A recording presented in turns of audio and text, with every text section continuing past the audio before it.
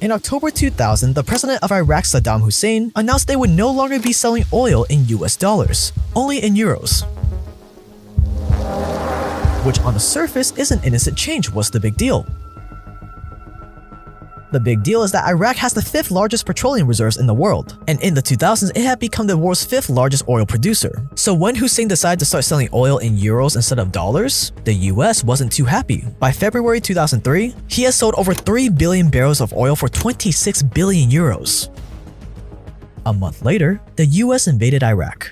My fellow citizens, at this hour, American and coalition forces are in the early stages of military operations to disarm Iraq,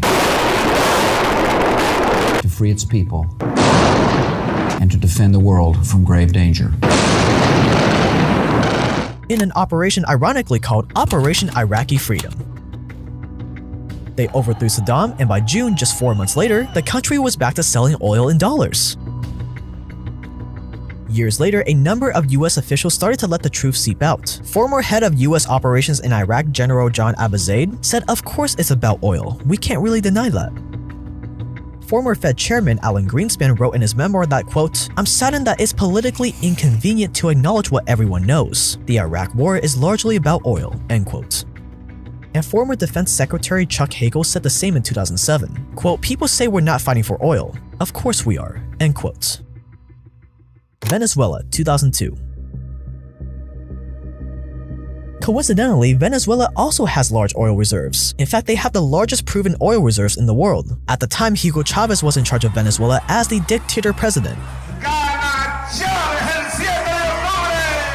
But Chavez, a die-hard anti-American leader, was about to make the same grave mistake that Saddam Hussein made. He planned to start selling oil for euros instead of the mighty American dollar. Well, we can't have that now, can we? So in 2002, the US backed a coup against Chavez, which ultimately failed, but it crippled the country and its economy. Empires are built on oil. Yet despite having the largest oil reserves in the world, today Venezuela is one of the poorest economies in the world.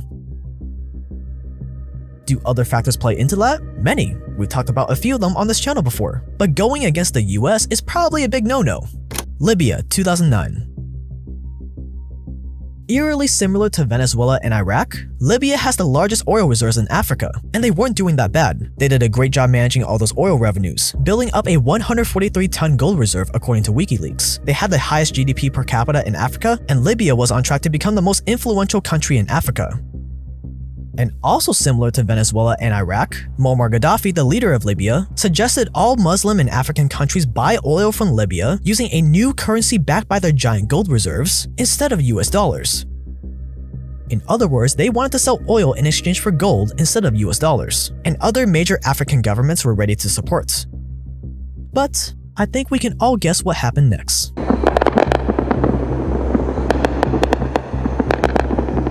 NATO led a military coalition into Libya in the name of freedom, of course, and on August 20th, 2011, Muammar Gaddafi was executed by Libyan militias, backed by US drone strikes. Years later, it was discovered in Hillary Clinton's emails that NATO really wanted to overthrow Gaddafi's government, mainly because of this plan for an African gold-backed currency, supported by Libya's oil reserves.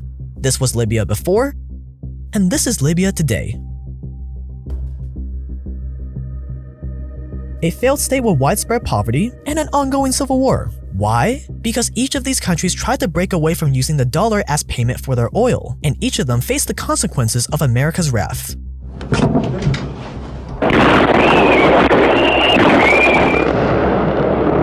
Out of all of them, none were able to recover from America's interventions in the name of freedom and in taking down an axis of evil. And their terrorist allies constitute an axis of evil, servants of evil, the cult of evil, a monumental struggle of good versus evil.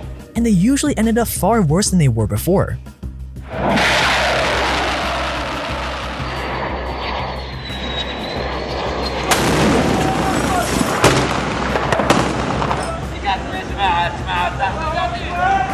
All these countries had problems, but all of these countries had huge economic potential despite their dictator leaders.